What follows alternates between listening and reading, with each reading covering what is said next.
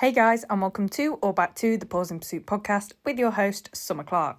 So today, guys, it's another solo episode. Don't worry though, I do have several cool guests lined up for the next few episodes, or at least in the next couple of episodes or couple of months, who knows, but they are coming. But today, I am going to be speaking about the effects of social media on your agility career and basically giving my opinion on whether it helps or hinders one's agility career, because it can go both ways, can't it? And I think social media is such a prominent thing at the moment, and I think it's only going to continue being extremely prominent in everyone's lives outside of agility as well as in agility. Obviously, it's pretty much agility culture to, share posts pretty much every single training session, share videos, or at least I do. And a lot of other people I see doing it as well. But usually it's just the best bits. That is just how it is. And then obviously posting your results and videos from shows. So if you've been competing at the weekend, it's pretty standard to do a roundup of how it went.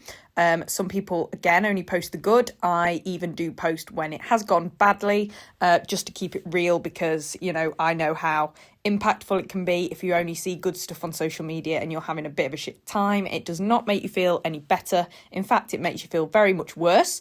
And that just leads to unhealthy comparison, self-doubt and all the bad things. So I try to make sure I still share my results from a show even when it's gone badly. But it is genuinely a highlight reel. Okay. Training wise, I generally just put the the good runs on there. I mean, usually training always goes better than competition, so there's usually more good bits. But I do that much at training often in a session that the video will be like 3 minutes long if I put everything on. So we do often condense it down. And it can just lead to unhealthy comparison. And then as well as just comparing yourself, other things can happen on social media where, I'll get into that when we actually start talking about the topic of the episode, but it can get nasty, can't it, social media? So today I'm going to be speaking about that. And if you're struggling with social media, I'll be giving you some tips on how to lessen the hindrance it has on your agility career and how you can actually use it to benefit yourself in your agility career as well. So that is going to be what I talk about today. But first, let's do a little weekly recap. So what have I been getting up to over the past week? The only prominent thing to talk about is Y Champ. I was there on Saturday. And if you guys follow me on social media, which I'm pretty sure most of you do, you will have seen that Arrow took the Reserve Championship certificate, which is very, very cool. I am very, very proud of him for making another champ final. This is only our second champ of the year and 2 out of 2 champ finals so far, which is very cool, and to me shows a great improvement in our consistency. And over wire, we got all clears except one, just 5 for the long jump being knocked down. So in my eyes, it's like he was basically clean all day, which is really, really exciting. That used to be very rare for us. We'd at least get 1E every single day of a show.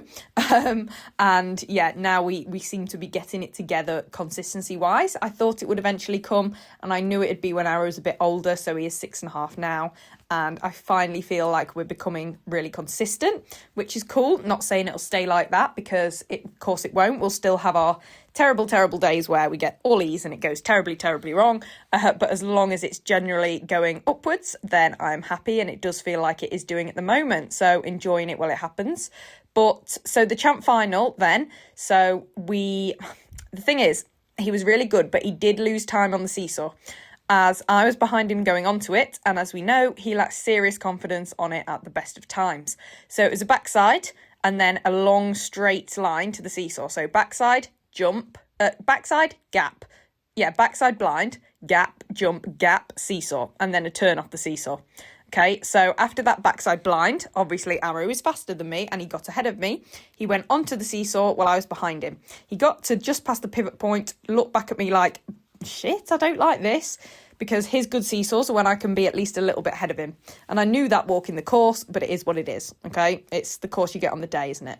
So I knew that was going to slow us down, but because it was a turn off of it as well, I thought, well, I'll be pleased if he stays on it, goes to the end, does his target, and then leaves when I say okay. And that is what happened. But he just did it steadily. So he went past the pivot point, stopped, waited for me to catch up with him. Once I was slightly ahead of him, he then crept to the end, It went down, he did his target, and then I released him. So he did waste a bit of time doing that, but the rest of the run was absolutely flawless. Got all my blinds in, did all the things I wanted to do. But yeah, so even though we had those nerves on the seesaw, he worked through it like the brave boy he is and pulled off a gorgeous clear to finish second and get the reserve ticket. And that is our first ever reserve ticket, which is quite exciting. After a close call in each of the rounds, so the 2 rounds of champ, but so after a close call in each of those rounds, my foghorn voice did manage to save the day in both rounds, because the first one, which was champ jumping, he pulled off a tunnel. It was really weird. He went for a backside instead of a tunnel. I was like, what's actually happening? But I yelled at him and it worked. Same with the agility. He went for a tunnel that was nowhere even in sight. And again, I yelled and he came back. So yeah, after a close call in both of those rounds that nearly could have resulted in an E in both, I was just thrilled to finish 5th out of 80 overall and make the final. So we ran 16th in the final. And yeah, again, to finish 5th out of 80 overall after 2 rounds is very, very cool. And I'm very impressed. And yeah, that would just be in our wildest dreams at one point. So very happy with that overall result. So yeah, the champ jumping round, Arrow decided to go for the backside of a jump instead of the obvious tunnel in front of him. And I'm talking it was very, very obvious, which I guess there's a first time for everything, because normally, as you guys know, he's a spaniel. I have trouble pulling him off tunnels, but he didn't want to go in this one.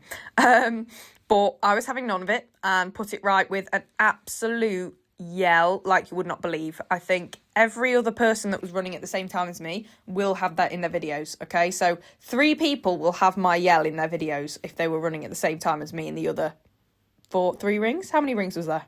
Or maybe there was more, actually. Maybe there was 6 rings. I'm not sure. There was at least 3 other rings that probably definitely also heard that and had it in their videos. Probably audible from the neighbouring village. It was a big one, but it worked. And even though we wasted a good 2 seconds with that faff, we still managed to finish 3rd in that round. So that was very, very cool. A bit annoying because I was like, if we hadn't have had that faff, we would have won and guaranteed our space in the final. So there was a bit more pressure, obviously, to perform in the agility because we weren't yet through to the final. So in the champ agility, Arrow this time decided to go for a hidden tunnel entry, again, which was not obvious in the slightest, instead of the obvious backside of a jump in front of him. So this was the reverse of champ jumping. But once again, a massive yell from me saved that run. But he also did not the long jump in that run, but still managed to finish 21st with 2 seconds wasted, but still the 3rd fastest time. And like I said, 21st, not bad at all out of about 80 dogs. So that was more than enough to qualify us for the final. And then obviously in the final, we ran 16th and came 2nd. So very cool champ result. He also won grade 7 jumping and came 5th in the grade 7 agility that I held his seesaw in for like 6-7 seconds probably. I really reinforced that because it was just before champ agility. So yeah, really happy with that. The consistency is definitely there. And although he gave me the most feral version of himself on Saturday with those 2 champ rounds, just going for whatever, my reaction time is certainly getting good. Okay, that is something I can say for certain. My reaction time is very good. My ability to save something, react on the spot before it's too late and literally save the run is definitely getting a lot better, which is, I guess, a good thing. But yeah, really, really cool. Enjoyed all the courses. Thanks to Dave Cooper for those. And obviously a massive congrats to our GB teamie, Lily and Sparrow, for taking the ticket. What a cool run. And it's Lily and Sparrow's first ticket. So I'm super proud of them and pleased for them. And then in small, it was Louise and Drift, and then Chloe and Sophie in the reserve. So yeah, really, really cool day. I've never done Y before. This was our first time at Y, the Y Champ show, and it was nice, except the weather. The weather was not nice. It was the most bizarre thing I've ever experienced weather-wise. It was bright and sunny and warm 1 minute. Then the sun went in and it hailed and rained and it was freezing, and then that stopped, but then it was extremely windy. So we literally had a bit of every single weather imaginable on Saturday, and we did have to run champ agility in the pouring, freezing, almost hail-like weather. But you know what? We still managed it. One thing I did notice, because it's our first outdoor show of the year, or it was our first outdoor show of this year, was how much more tentative I felt running. After being on Astro and sand with no weather conditions and no slipping and stuff like that, I was running and I felt like I was ice skating almost. I just felt like I couldn't fully accelerate and change direction as fast as I have been over winter, just because I felt like the ground could give under me. And my shoes are very grippy. They're very good grippy Hokas. And I still felt like I was going to slip, especially in the morning in that jumping round. So that's just something to get used to again, I suppose, isn't it? But yeah, I kind of forgot that would make a difference, but I definitely felt it make a difference, especially with the weird weather and the wet ground. But anyway, that is my long-winded weekly recap of why Champ Show, because nothing else has really happened to me over the past week except for that. Well, it has, but nothing worth talking about on this podcast. So without further ado, let's get into this week's episode, all about the effect of social media on your agility career and whether it helps or hinders it. Okay, so first of all, I'm going to go through the helping factors of social media. Okay, so the first thing that social media can do, that you can use it for to help you in your agility journey, is to use it for inspiration and motivation. Okay, so it's making sure that the people you follow and the people you're friends with, depending on whether we're talking about Instagram or TikTok or Facebook or whatever, basically curating your feed to include content that inspires and motivates you and makes you feel good. Okay, so for example, I follow lots and lots of people on Instagram that are incredible agility handlers, incredible competitors, and seeing them when I open my social media feeds really motivates me. Like watching their runs, watching them handle, and a lot of them as well, they post stuff about, maybe the things that go wrong. So I'm not thinking that everyone else is perfect except me. And I admire how they handle and talk about it when it does go wrong. And then you see them the next week bounce back and win something and have a stonking run. People with those positive attitudes that just keep going, keep showing up and do really, really well and look really, really cool. And that just love their dogs, just positive vibes. So having those people show up on your social media feeds is really helpful because it inspires you, or at least it inspires me, because I watch them and I think, you know what? Yes, that is what I'm striving for. I would like to be like them, and like I said, not just in their agility performance and their results and their athletic ability, but also in their outlook, their mindset, stuff like that. Not only do I follow obviously those agility people I look up to on social media, but I also follow quite a few psychology pages, sports psychology, fitness, nutrition, all those things, again for motivation and inspiration and ideas as well. Okay, so hacks and things I can do to improve my own mindset, fitness and nutrition.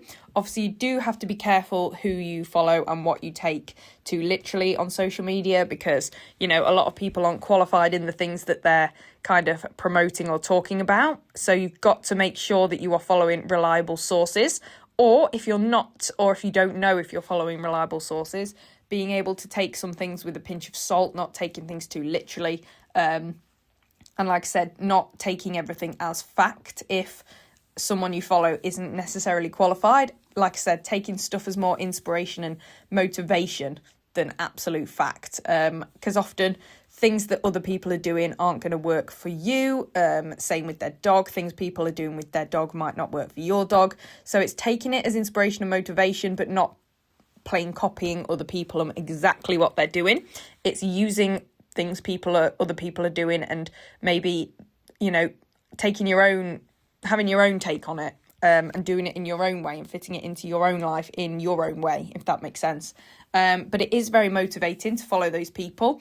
I like to follow people who are level above me, or, at my level or above, because that is where I get that motivation and inspiration to get better. Okay, you need to be seeing the level above to, to strive to get there, if that makes sense. And it can sound a bit harsh, but if you're following people at a level below you where you used to be, that's not going to necessarily help you. I think it could help you to, realize how far you've come and appreciate that. But really, you want to be making sure you're seeing things that, and maybe it doesn't work for your brain, but it does for me. So seeing where I want to be and what I aspire to, and that provides that inspiration and motivation. And that really helps me when I'm using social media. So it's curating your feed to make sure you're seeing the things that are going to help you push yourself, and motivate you to do the work and achieve a certain level because you're inspired by these people who are already at that level. Okay, so inspiration and motivation is a big one. Okay, the next one is self-promotion and reputation building. Okay, so this is more important or a fact to think about if you're like me and maybe you either already have an agility training business or you want to in the future. So I've had quite a few people message me and comment on my stuff and ask me questions and Q&As and stuff about how to become an agility instructor, and they would really like to in the future, but, you know, they don't know where to start. They don't know if people have come to them. Well, social media is a great place, a great platform, to use for that self-promotion and to build up a name for yourself and a reputation. Okay, because even if you don't have a business in agility, you can still make a good name for yourself within the sport by obviously posting your achievements, posting your runs, not only posting your achievements, by the way, but posting when it goes wrong and your mindset towards it and how you can turn it around and make a negative into a positive. You know, if you've got a difficult dog, posting the raw, unfiltered videos and content of how hard work that dog is or was, and then also showing yourself switching that around and making progress, okay? Because it's people that work hard and make the progress and make things happen that people respect, and that builds a good reputation within the agility community. And obviously self-promotion, you'll start to make a name for yourself, and it's good if you do want to end up teaching agility or working in agility in any form. You know, maybe that may be as a vet physio or something else that's not necessarily agility teaching, but it is related to dogs, related to sporting dogs in some description. It can, like I said, make sure that people within the community that matter, that may be interested in what you offer or just you as a person, you know, make sure that they know what you're about and they respect you and they see you. Okay, so it's very, very good for promoting yourself. And like I said, you may think that's only if you're doing well and you have results to post about, but it's actually not at all. People respect and appreciate the journey more than the outcome. Okay, I can say that as a fact. So, well, most people anyway. There may be the exception, but yeah, most people. Point number 3. What is another helping factor is advice seeking and problem solving. So there is literally nothing easier than social media when you want some advice on something or you have a problem that you want to solve and you're not sure how, because you can literally just post it on social media. Not only can you just post it on your newsfeed, normal newsfeed, you can also post it on a group like AgilityNet or Dog Agility UK. I know AgilityNet can be a bit controversial, we'll get into that later, but there are groups on there, there's communities that are full of like-minded agility people, sometimes not very like-minded, but we all do the same thing on there. Often a lot of those people will have been through similar things to you, so if you're having a problem or you have a situation you want advice about, most likely at least 1 or 2 people, probably way more, will have gone through that same thing at some point themselves. Okay, so they'll be able to give you advice and tell you how they solved a problem you're having or how they dealt with a situation you're going through and what the outcome was and what they'd recommend. And that can just help you get to a solution to whatever you're going through way faster and more, efficiently, essentially. Like I said, yes, of course, do your own research and stuff, but there's nothing more powerful than speaking to people who have gone through the same thing as you. Okay, that is very, very powerful. And that brings me on to the 4th point, which is encouragement and support. Okay, so even if the internet can't solve your problem or give you the advice you need, they can at least be there to encourage and support you through it. Okay, so say you're having a tough time training a certain piece of equipment or your dog is having some behavioural issues and you're trying to work through it. You know, again, it's about posting that honest, real, raw content and how you're finding it and stuff on social media.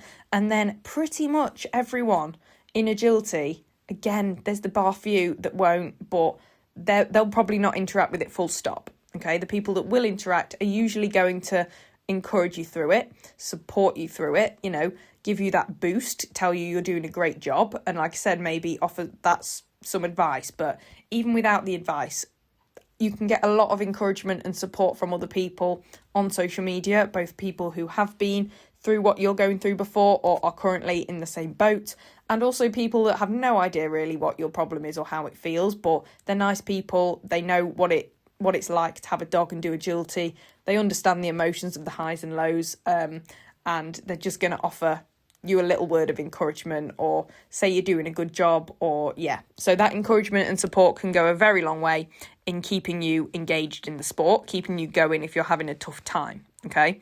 And then lastly, the fifth point, networking and friendship building. Okay, I know loads of people that have made friends in agility on social media. In fact, it's happened to me, where you talk to them online first and then you meet in person at a show or something and you make amazing friends with them. So again, networking is more maybe, again, as far as, like I said, about self-promotion and reputation building. It's getting your name out there, making connections that could serve you maybe in business or, not necessarily just in business, but maybe social media will connect you with a really cool trainer that you didn't know existed and isn't that far away. Or even if they are far away, you really want to go train with, and you can go train with them. And then there you go. You've made a new connection that's going to help you in your agility career. And then just friendship building as well. So like I said, agility people following other agility people. Maybe you have a dog that looks similar, or you're going through a similar issue with your dog. Or anything like that, or someone lives not too far away from you, which you had no idea that there was any agility people in your area, and you can start catching up, training together, anything like that, and you can make some really, really cool, long-lasting friendships within the sport.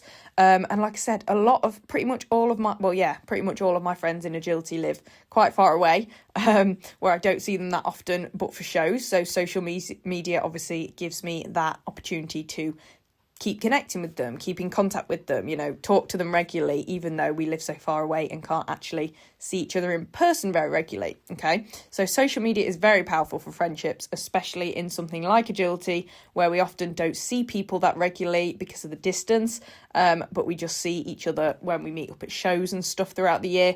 But social media just keeps that going, in between the shows, in between the training, stuff like that. So it is very powerful for that. Also, obviously, you've got your ability to see adverts for, obviously, agility products or equipment that could help you. And then, obviously, training days or workshops being advertised that you can find out about that you wouldn't otherwise, and go training with someone new, and then maybe find your new favourite trainer, or really benefit from a session with a trainer that you've seen their ad online, or their workshop that maybe you wouldn't have normally gone to, or something like that. So social media definitely expands our world and expands our vision and what we can access, and the possibilities are endless, essentially. And those are the main ways that social media can help you if you use it to do so. Okay, again, you can't just make an account and sit on it. Like, you have to actively use it for these positive purposes if you're going to get the help and the benefit that it can bring. Okay, now on the other side, there are obviously the hindering factors, yin and yang, isn't there? There's a good side and a bad side to everything, and social media definitely comes with its bad points as well if you let it. Okay, so hopefully me going through these will help you to avoid these things and make sure that you protect yourselves from them. Okay, so point number one is comparison and self-doubt. Okay, so if you again, I don't say decide, but if you let yourself see these people that are, in your opinion, doing better than you in agility, which, like I said earlier, probably isn't the case, because most people just put the good on social media. But if you look at social media and let yourself and your brain believe that they are that good all the time, or this dog is faster than me, this handler is faster than me or more athletic than me, or this person's a better dog trainer than me, look at their distance, I don't have that, this dog's seesaw is better than mine, what did I do wrong, stuff like that. Okay, and like I said, I've been here and it's not nice. Then that unhelpful comparison can really make you doubt yourself, and the more you doubt yourself, the less confidence you're going to have in yourself as a handler. And the less confidence you have in yourself as a handler, the less likely your run's going to go well, because if you don't have confidence in yourself, neither is your dog. Okay, and all that can happen from what started as comparison on social media. Okay, so it's remembering that social media generally is a highlight reel. Okay, and do not compare yourself to people on social media because of that.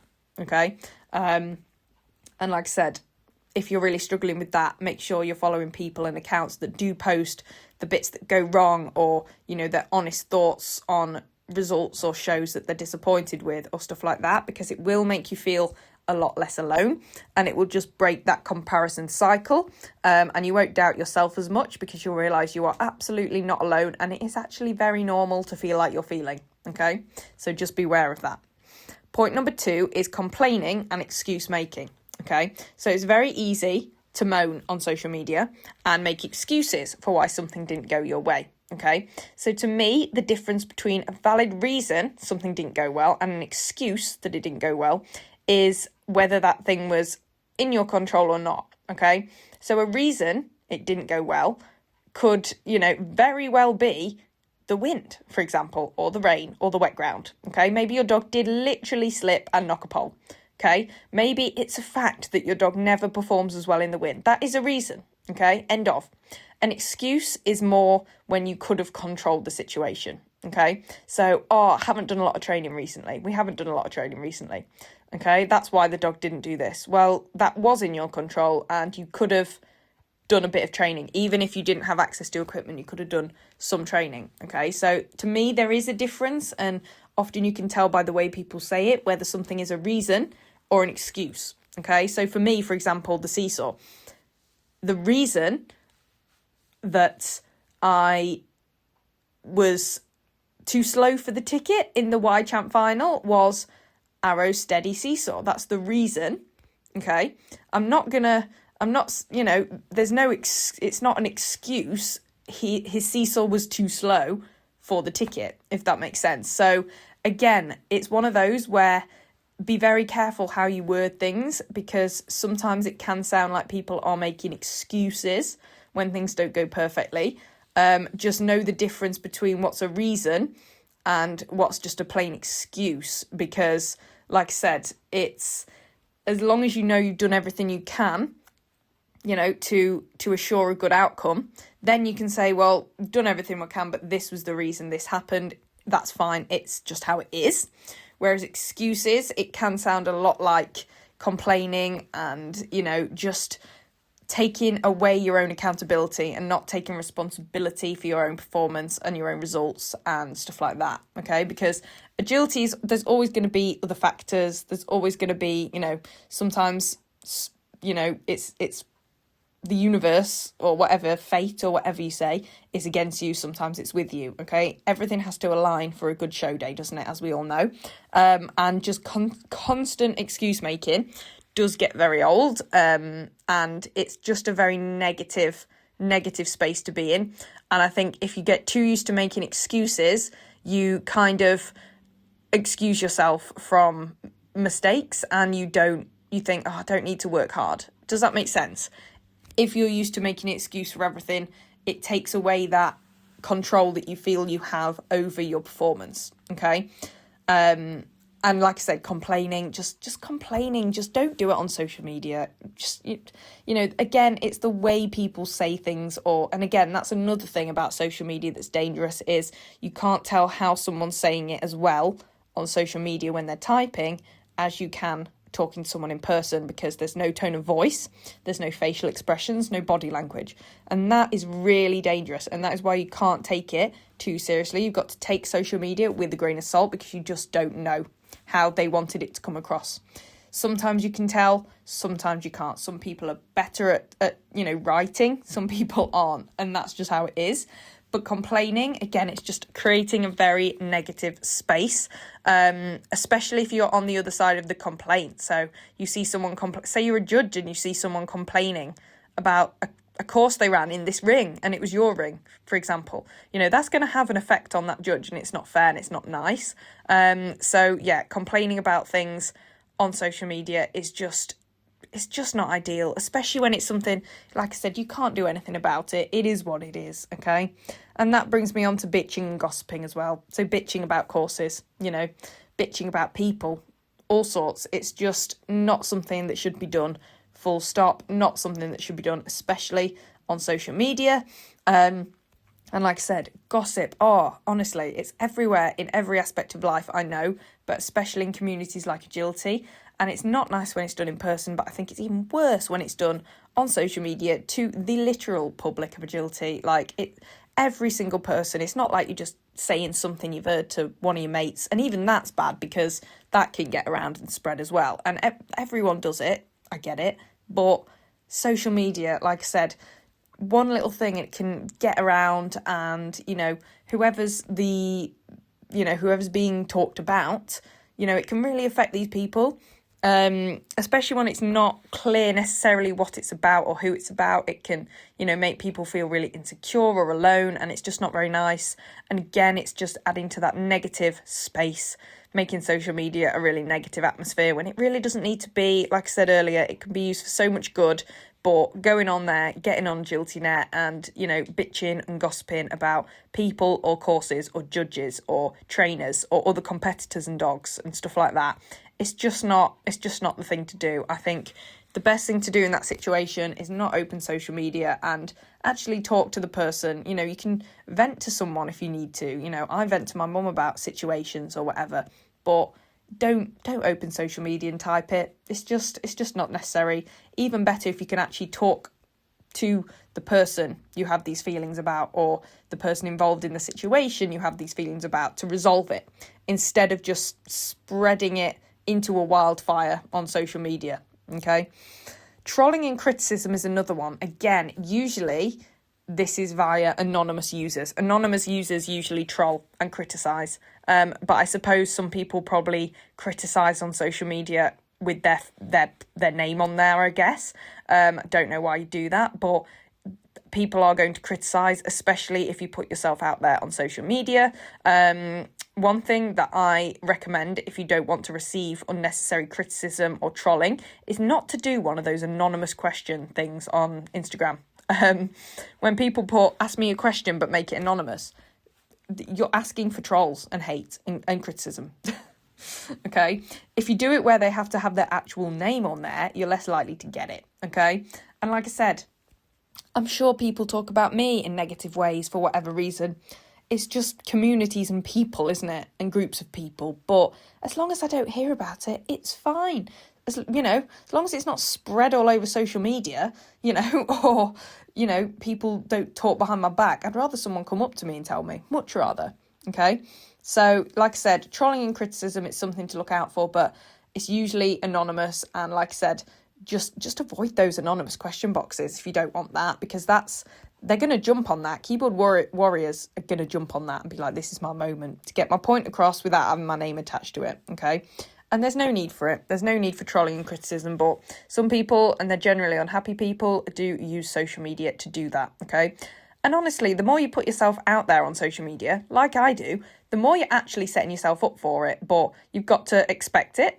To be fair, I don't actually really have it, which is really nice, but you've got to know it's possible and could happen and accept it and, think, is it worth it or not? If you enjoy being out there on social media enough, it is worth it. If it's not, that's fine too. There's a lot of people that, like I said, use social media for that motivation and inspiration, following other people, but they don't actually post on it themselves, which is, absolutely fine and fantastic. You can take what you can from social media without putting yourself out there. That's fine. You don't have to use social media to post. You can use it just to see other content that inspires you. Okay, so you're not always going to be on there waiting for all this negativity and stuff, because if you don't post on there, you're not opening yourself up to it in the same way. I think it's worth it, but if you don't have to. It's not a given. It's not the rule of social media. Okay. Then you can also get resentment and friendship breakdowns, okay? So if arguments happen over social media, and again, you can't tell how people are saying something, then, you could end up with a friendship breakdown happening, which is really sad. I think if you've got a problem with someone or something's happened, then instead of arguing on social media or in the comment section or building resentment for someone because of something they've said or put on social media, it's best just to talk about it either on a phone call or face-to-face and sort it out, because social media is not the place for it. There's nothing sadder than a friendship breaking down because of something that happened on social media or in the comment section or something like that, okay? Just open Agility Net. Some of the arguments that are on there, I just think that's completely unnecessary. I try not to get involved, I really don't. I barely even look. Sometimes I look if it's something that I'm interested in or I'm curious about. And often I see the comments and I'm like, I'm getting back out of here. And then the last point is reputation breakdown. So again, be careful what you put on social media, because if you're overly negative or unpleasant to someone or about something, then that can cause people to kind of see that comment and think, oh, this person put that, that's not very nice. They potentially aren't a very nice person. Okay, and then that's a bit of a negative reputation you've created through just one post or just one comment. So be really careful what you post about, what you comment about, and how you word it as well. Because like I said, it's a lot harder on social media to understand how someone is saying something and what they mean by that thing, because you can't tell tone, you can't tell facial or body language. Okay, it's as simple as that. That's the most dangerous thing about social media. So just make sure to be professional and positive and supportive on social media. Okay, and if you do that, then it can really help you, and you can help others with it and stuff like that. But like I said, don't get sucked into the negativity, and just beware of those hindering factors I talked about, because they are real and they can happen very easily without you even realising. So as long as you're aware while you're using social media, it can be very helpful in the agility space. You've just got to know how to use it, and be very aware of your own usage. And yeah, that's basically all you've got to do. Okay. And those are all of my points today, guys. I hope you enjoyed that episode. If you have any more points that I haven't covered, or anything, want to talk about this topic anymore, then feel free to DM me over on social media at Pause in Pursuit or Summer Clark. I would love to hear your thoughts around this episode. Also drop a comment if you have any thoughts as well, so other people can see your thoughts. That would be very, very cool. See, we're using social media here for positive, to foster a sense of community. Hey, that's another good thing about social media, a sense of community. Scientifically proven that humans like being part of a community and a social group. So Agility Net, there we go. We're all part of it. We're all part of the agility community on social media. All just a big bunch of agility people, which is great, as long as we use it properly, like I said. But yeah, so make sure you're also following me over on social media at Pause in Pursuit, or on Facebook at Summer Clark. Pause in Pursuit, Instagram, TikTok, etc. Summer Clark, Facebook, but you're all probably already following me anyway. Also, please do keep sending me your podcast topic recommendations and requests, both solo episode ideas, so things you want me to talk about on my own, and also guests you would like me to get on in the future and what you would like me to talk about with those guests. You're pretty much guaranteed to get your requests made into an episode. Sometimes maybe I'll ask the guest and they will not reply, or they don't want to do it and therefore it won't happen. But usually, want to say a strong 95% of the time, I will turn your idea into an actual episode. So hit me with those. You can DM me, like I said, over on social media with those. And if you enjoyed today's episode, please make sure to give the podcast a 5-star rating and review on Spotify or Apple Podcasts. I just ran out of breath then. Jeez, 40 minutes of talking and I run out of breath. It doesn't normally happen to me. I can talk for days. So yeah, that would mean the absolute world to me if you could leave me a rating and review over on those platforms. Thank you. Also, make sure you're following the podcast over on Spotify or Apple Podcasts or whatever podcast streaming platform you use, and then you will not miss a single episode in the future. Like I said at the start of the podcast episode, I have a lot of cool guests lined up for the next, I'd say, month or so, which is very, very exciting. And you've probably already seen who those are over on my social media. And that is where I post the guests that I'm going to have, and I get you guys to ask questions for those guests. So if you want your questions answered by any of the guests I have on, make sure you're keeping a close eye on my Instagram story at Pause in Pursuit, because that is where I ask the questions. So if you're not following me on Instagram, you will not get to ask my guests questions. So make sure you are over there too.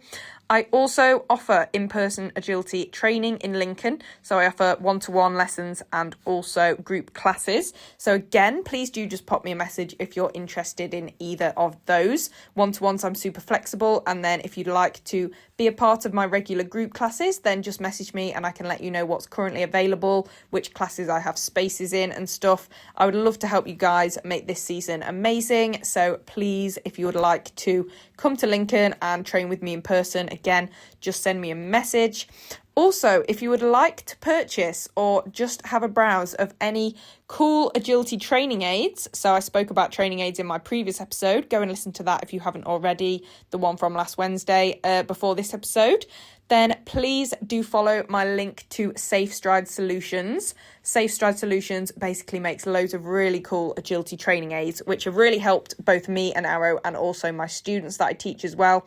So please go over to their website. You will find the link in the description of this podcast episode. And treat yourself, get yourself some training aids, or at least one, and it will make your training so much easier. Honestly, the combination of training with me and getting yourself a training aid, chef's kiss. Okay, so I'm going to leave it there. I hope you all have a great week, guys. Oh, what am I doing over the next week, actually? I'm not at a show, so I won't see any of you at a show this weekend. I know Wallingford's on, but it's too far and there's not enough for me to go for, unfortunately. So I won't be at a show this weekend, but I do have medium GB team training on, I think it is next Tuesday evening. So me and my Team GB teammates are going to be meeting up and training together for the first time. So that is very exciting. Since the team has been announced, that is the first time we'll be meeting up and running together. So can't wait for that. But yeah, I won't be at Wallingford, but if anyone is at Wallingford or any other shows this weekend, I wish you all the best of luck. And I will speak to you all next Wednesday at 8 p.m. Bye, guys.